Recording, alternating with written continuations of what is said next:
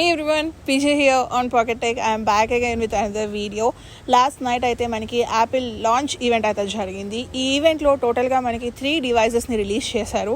Devices యొక్క specifications ఏంటి, మనకి ఇండియాలో ఎప్పటి నుంచి అవైలబుల్గా ఉంటాయి, ప్రైస్ ఇన్ఫర్మేషన్ ఇన్ డీటెయిల్గా చూద్దాం. So let's get started.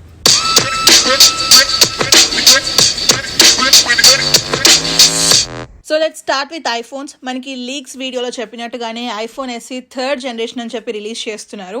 So దీంట్లో మనకి టోటల్గా 3 కలర్స్ అవైలబుల్గా ఉంటాయి, red, black and white. So design పరంగా చూసుకుంటే మనకి మొత్తం ఇది అల్యూమినియం ఫ్రేమ్తో డిజైన్ చేస్తున్నారు అనమాట. డిజైన్ అయితే సిమిలర్ టు మనకి iPhone 1st generation and 2nd generation SE device లానే ఉంటుంది. ఫ్రంట్ చూస్తే మనకి టచ్ ఐడి కూడా అవైలబుల్గా ఉంటుంది. సో డైమెన్షన్స్ విషయానికి వచ్చేసరికి మనకి హైట్ ఏమో 5.45 ఇంచెస్, విడ్త్ వచ్చేసి 2.65 ఇంచెస్ అండ్ థిక్నెస్ వచ్చేసి 0.29 ఇంచెస్. ఓవరాల్గా ఫోన్ వెయిట్ అయితే కనుక మనకి 144 గ్రామ్స్ ఉంటుంది. సో దీంట్లో మనకి IP67 dust and water resistant feature ఉంటుంది. 30 minutes అప్ టు 1 మీటర్ వరకు సస్టైన్ అవ్వగలుగుతుంది. సో మనకి ఇది సేమ్ అల్యూమినియం ఫ్రేమ్తోనే వస్తుంది కాబట్టి బిల్డ్ క్వాలిటీ మనకి iPhone SE 1st generation and 2nd జనరేషన్కి సిమిలర్గా ఉంటుంది. So coming to the display, ఇది వచ్చేసి మనకి 4.7 ఇంచెస్ రెటీనా IPS LCD డిస్ప్లేతో వస్తుంది. ఇది వచ్చేసి 720p రెజల్యూషన్ అనమాట, మనకి 1080p రెజల్యూషన్ అయితే కాదు. మనకి ఫోన్ బ్రైట్నెస్ సిమిలర్గా ఉంటుంది, same like iPhone SE 1st generation and 2nd generation. And మీరు అబ్జర్వ్ చేస్తే మనకి ఫోన్కి పైన అండ్ కింద వచ్చేసి బెజల్స్ ఉంటాయన్నమాట. బెజల్ సైజ్ కూడా మనకి ఏం రెడ్యూస్ అవ్వలేదు. సో బెజల్స్ కూడా యాజ్ ఇట్ ఈస్గా ఉంటుంది. సో బ్యాటరీ విషయానికి వచ్చేసరికి మనకి అఫీషియల్గా అయితే ఎంత mAh బ్యాటరీని ఇస్తున్నారు అనే అఫీషియల్ కన్ఫర్మేషన్ అయితే లేదు. మనకి ఎంత mAh బ్యాటరీతో వస్తుంది అనేది నేను అన్బాక్సింగ్ వీడియోలో మెన్షన్ చేస్తాను. So stay tuned. దీంట్లో మనకి 18 watts అడాప్టర్ సపోర్ట్ ఉంటుంది అండ్ అలానే we have wireless charging support.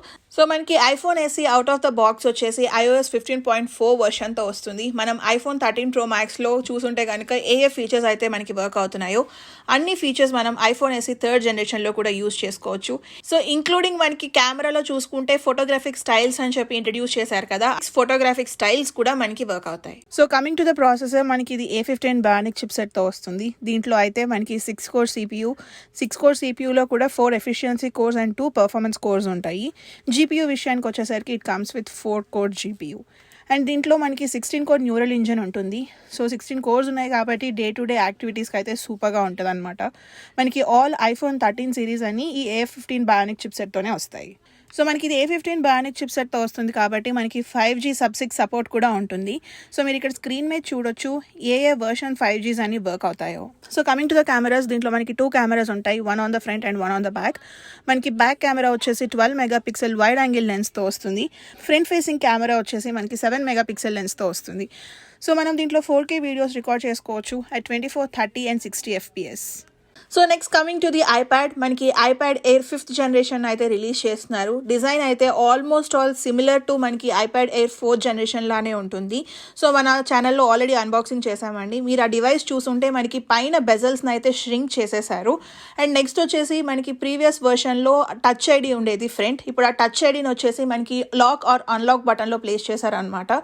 So మనకి డిజైన్ అయితే యాజ్ ఇట్ ఈస్గా ఉంటుంది, డిజైన్ పరంగా ఎటువంటి చేంజెస్ ఉండదు. So coming to the display, ఇది వచ్చేసి 10.9 inches liquid retina IPS LCD డిస్ప్లేతో వస్తుంది. ఇది వచ్చేసి మనకి 500 nits ఆఫ్ మ్యాక్సిమం బ్రైట్నెస్తో ఉంటుందన్నమాట. స్క్రీన్ టు బాడీ రేషియో వచ్చేసి 81.3% ఉంటుంది. సో డిస్ప్లే పరంగా అండ్ డిజైన్ పరంగా అయితే మనకి ఎటువంటి చేంజెస్ లేదు.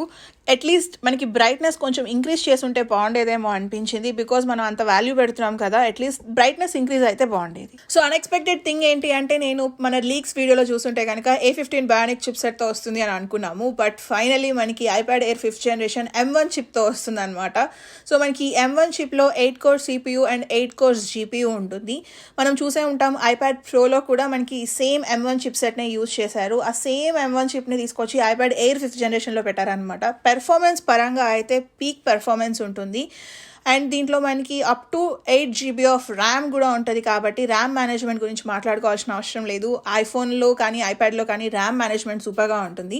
సో మనకి iPad 5th generation out of the box వచ్చేసి iPadOS 15.4 వర్షన్తో వస్తుంది. సో మనకి ఇవ్వడానికి M1 చిప్సెట్ ఇచ్చారు కానీ మనకి iPadOSలో అయితే అన్ని యాప్స్ సపోర్ట్ చేయవు. సో మనకి ఆ యాప్ సపోర్ట్ ఇంప్రూవ్ చేసి ఉంటే బాగుండేది. Next coming to the cameras, మనకి దీంట్లో 2 కెమెరాస్ ఉంటాయి, 1 on the back and 1 on the front. Rear camera వచ్చేసి మనకి 12 మెగాపిక్సెల్ లెన్స్తో వస్తుంది. ఫ్రంట్ ఫేసింగ్ కెమెరా వచ్చేసి ప్రీవియస్గా అయితే 7 మెగాపిక్సెల్ లెన్స్తో వచ్చేది, ఇప్పుడు దాన్ని ఆల్మోస్ట్ 12 మెగాపిక్సెల్స్కి అప్గ్రేడ్ చేశారు. అంతేకాకుండా మనకి సెంటర్ స్టేజ్ ఫీచర్ని కూడా యాడ్ చేశారనమాట. సో మనకి తెలిసిందే సెంటర్ స్టేజ్ ఫీచర్ అంటే మీరు ఒక ఐప్యాడ్ని ఎక్కడైనా స్టిల్గా పెట్టి మీరు అటు ఇటు నడుస్తూ ఫేస్ టైం చేస్తే మీరు ఎటు మూవ్ అయినా సరే మీ ఇమేజ్ అనేది స్క్రీన్కి సెంటర్లో ఉంటుంది. సో ఈ ఫీచర్ ఇప్పుడు అందరం మనం అన్ని ఆన్లైన్ క్లాసెస్ అండ్ ఆన్లైన్ మీటింగ్సే కాబట్టి ఈ ఫీచర్ బాగా హెల్ప్ అవుతుంది. సో దీంట్లో మనకి టోటల్ 2 మోడల్స్ అవైలబుల్గా ఉంటాయి, సెల్యులార్ అండ్ నాన్ సెల్యులార్. మీరు కనుక సెల్యులార్ డివైస్ పర్చేస్ చేస్తే దీంట్లో మనకి 5G సపోర్ట్ ఉంటుంది. అండ్ ఈ 2 మోడల్స్లో మనకి బ్లూటూత్ 5.0 అండ్ వైఫై 6 సపోర్ట్తో వస్తాయి. So next coming to the MacBooks. So మనకి మ్యాక్ సిరీస్లో కొత్తగా అసలు మ్యాక్ మినీని అయితే కంప్లీట్లీ రీడిజైన్ చేసేసారు, ఇంక్లూడింగ్ నేమ్తో సహా. సో మనకి మ్యాక్ మినీని మ్యాక్ స్టూడియో అని చెప్పి రీనేమ్ చేశారు. మీరు మ్యాక్ మినీ చూసుంటే మనకి ఒక స్క్వేర్ చిన్న సన్న బాక్స్ లాగా ఉండేది, ఇప్పుడు దాని సైజ్ షేప్ అన్నీ డిఫరెంట్గా ఉంటాయన్నమాట. మ్యాక్ స్టూడియో చూస్తే మనకి అదొక టవర్ లాగా ఉంటుంది, బికాజ్ మనకి ఆ బేస్ అంతా చిప్సెట్తో నిండిపోయి ఉంటే ఆ పైన పార్ట్ అంతా మనకి ఫ్యాన్స్తో వస్తున్నాయి. ఎందుకు అంటే మనకి ప్రాసెసర్ని ఇంక్రీజ్ చేశారు. సో మనం ఎక్కువ బటన్ పెడితే ఆ హీట్ ఎక్కువ ప్రొడ్యూస్ అవ్వకుండా ఉండడం కోసం కూలింగ్ సిస్టమ్ని అయితే ఇంప్రూవ్ చేశారు. అండ్ మీరు ఫ్రంట్ అండ్ బ్యాక్ అబ్జర్వ్ చేస్తే మనకి పోర్ట్స్ని అయితే ఇంక్రీజ్ చేశారు. We have USB-C port, SD card slot కూడా ఉంటుంది. సో ఈ మ్యాక్ స్టూడియో అనేది జస్ట్ CPU మాత్రమే, మనకి దీనికి డిస్ప్లే అయితే వాళ్ళు ఇవ్వరు, మనం సెపరేట్గా పర్చేస్ చేసుకోవాలి. సో మనకి ఒక మ్యాక్బుక్లో ఉన్న ఫీచర్స్ అన్నీ ఈ మ్యాక్ స్టూడియోలో కూడా వర్క్ అవుతాయి, ఎక్సెప్ట్ వితౌట్ ద డిస్ప్లే. మనం నార్మల్ ఏ డిస్ప్లేకైనా కనెక్ట్ చేసుకోవచ్చు, యాపిల్ డిస్ప్లేకే కనెక్ట్ చేయాలని లేదు. సో మీరు కనుక మ్యాక్ స్టూడియో పర్చేస్ చేయాలి అనుకుంటే దీంట్లో మనకి 2 వేరియంట్స్ అవైలబుల్గా ఉంటాయి. మనం చిప్ సెట్స్ని డిఫరెంషియేట్ చేశారనమాట. ఫస్ట్ వేరియంట్ వచ్చేసి with M1 max chip, second వచ్చేసి కొత్తగా వచ్చిన చిప్ సెట్ M1 అల్ట్రా. మనకి M1 మ్యాక్స్ చిప్ సెట్ వచ్చేసి 10 కోర్ CPUతో వస్తుంది విత్ 24 కోర్స్ GPU, అండ్ దీంట్లో మనకి 16 కోర్ న్యూరల్ ఇంజిన్ ఉంటుంది. M1 అల్ట్రా చూసుకుంటే మనకి ఎగ్జాక్ట్గా M1 మ్యాక్స్కి డబల్ అనమాట. దీంట్లో మనకి 20 కోర్ CPU ఉంటే 48 కోర్స్ GPU. నెక్స్ట్ వచ్చేసి we have 32 core neural engines. సింపుల్గా చెప్పాలి అంటే మనం 2 M1 మ్యాక్స్ చిప్ సెట్స్ని తీసుకొని కలిపేస్తే మనకి M1 అల్ట్రా చిప్ వస్తుంది అనమాట. సో దీంట్లో పర్ఫార్మెన్స్ అయితే పీక్స్గా ఉంటుంది. ఇది నార్మల్ డే టు డే యూజర్స్కి అయితే ఎక్కువనే చెప్పుకోవాలి. ఎవరైతే 3D వీడియోస్ రెండర్ చేస్తారు, లేదు అంటే హై రా ఫోటేజ్ని ఎడిట్ చేస్తారు, లేకపోతే ప్రోరెస్ వీడియోస్ ఎడిట్ చేస్తారు కదా, వాళ్ళకైతే పర్ఫెక్ట్గా సెట్ అవుతుంది. సో మెమరీ విషయానికి వచ్చేసరికి M1 మ్యాక్స్ వచ్చేసి మనకి 32 GB దగ్గర స్టార్ట్ అవుతుంది. You can upgrade up to 64. అదే M1 అల్ట్రా చూసుకుంటే కనుక బేస్ వేరియంట్ 64 GB దగ్గర స్టార్ట్ అయితే మనం దాన్ని అప్ టు 128 GB వరకు అప్గ్రేడ్ చేసుకోవచ్చు. స్టోరేజ్ విషయానికి వచ్చేసరికి మనకి M1 మ్యాక్స్లో బేస్ వేరియంట్ అయితే 512 GBతో స్టార్ట్ అవుతుంది, అండ్ దీని అప్ టు మనం 1 TB 2 TB 4 TB వరకు అప్గ్రేడ్ చేసుకోవచ్చు. కాకపోతే మనం ఎంత అప్గ్రేడ్ చేసుకుంటే అంత ప్రైస్ కూడా ఇంక్రీజ్ అవుతుంది. M1 అల్ట్రా బేస్ వేరియంట్ వచ్చేసి మనకి 1 TB స్టోరేజ్ ఆప్షన్తో వస్తుంది. దీన్ని మనం 2 TB నుంచి 8 TB వరకు అప్గ్రేడ్ చేయవచ్చు. So coming to the price information, మనం M1 మ్యాక్స్ పర్చేస్ చేయాలి అనుకుంటే కనుక ఆల్మోస్ట్ 1,90,000 రూపీస్ పడుతుంది. అదే M1 అల్ట్రా పర్చేస్ చేయాలి అనుకుంటే కనుక 3,90,000 రూపీస్ పడుతుంది. సో నేను ఆల్రెడీ చెప్పాను కదా, ప్రైస్ అయితే ఎక్కువగా ఉంటుంది. ఇదైతే నార్మల్ డే టు డే యూజర్స్కి అయితే కాదు, ఎవరైతే హై ప్రొఫెషనల్ వీడియో ఎడిటర్స్ ఉంటారో వాళ్ళకైతే పర్ఫెక్ట్గా సెట్ అవుతుంది. మరి CPU వచ్చినప్పుడు దానికి డిస్ప్లే కూడా రిలీజ్ చేయాలి కదా. మనకి స్టూడియో డిస్ప్లే అని చెప్పి కొత్త డిస్ప్లేని రిలీజ్ చేశారు. ఇది వచ్చేసి మనకి 5K డిస్ప్లే అనమాట. డిస్ప్లే అయితే చాలా చాలా గార్జియస్గా ఉంది. ఇది వచ్చేసి మనకి 27 ఇంచెస్ డిస్ప్లేతో వస్తుంది. దీంట్లో మనం జస్ట్ ఇండోర్స్లోనే యూజ్ చేస్తాం కాబట్టి జస్ట్ 600 nits ఆఫ్ బ్రైట్నెస్తో వస్తుంది. And coming to the cameras, మనకి దీంట్లో 12 మెగాపిక్సెల్ ఫ్రంట్ ఫేసింగ్ కెమెరాతో వస్తుంది, and that to ultra wide angle camera అనమాట. మనకి దీంట్లో కూడా సెంటర్ స్టేజ్ ఫీచర్ అప్లికబుల్ అవుతుంది.